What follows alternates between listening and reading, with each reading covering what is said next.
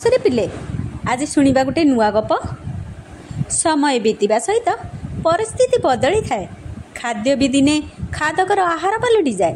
ତେଣୁ କୁହନ୍ତି ବୃଥା ଅହଙ୍କାର ଠିକ୍ ନୁହେଁ। ଅହଙ୍କାର ଯେତେ ଆକାଶରେ ଉଡ଼ିଲେ ବି ମାଟିରେ ପରା ଶେଷରେ ତା'ର ଘର। ସୁନ୍ଦର ପକ୍ଷୀଟିଏ, ସେ ଆକାଶରେ ଉଡ଼େ, ନାଚେ। ତେଣୁ ତଳେ ଥିବା ଛୋଟ କୀଟ ଜୀବମାନଙ୍କୁ ସେ ବହୁତ ହୀନ ମନେ କରେ। ଆଉ କହେ, ମୋ ସହ କେହି ପାରିବ ନା ମୋ ସହ କିଏ ହରାଇ ପାରିବ, ନା ମୋ ସହ କିଏ ସମକକ୍ଷ ହୋଇପାରିବ। ଏମିତି ଦିନ ଆସିଲା, ତାର ଦୁଇ ଡେଣା ଭାଙ୍ଗି ପଡ଼ିଲା। ନୀଳ ଆକାଶର ସ୍ୱପ୍ନ ତାର ଚୁରମାର ହୋଇଗଲା।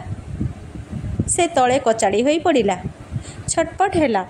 ଯେଉଁ କୀଟମାନଙ୍କୁ ସେ ଘୃଣା କରୁଥିଲା, ଗର୍ବରେ ଥଣ୍ଟରେ ଛିଣ୍ଡାଇ ଖାଉଥିଲା, ସେଇ କୀଟ ଓ ପିମ୍ପୁଡ଼ିମାନେ ତାକୁ ଖାଇବା ପାଇଁ ଘେରିଗଲେ।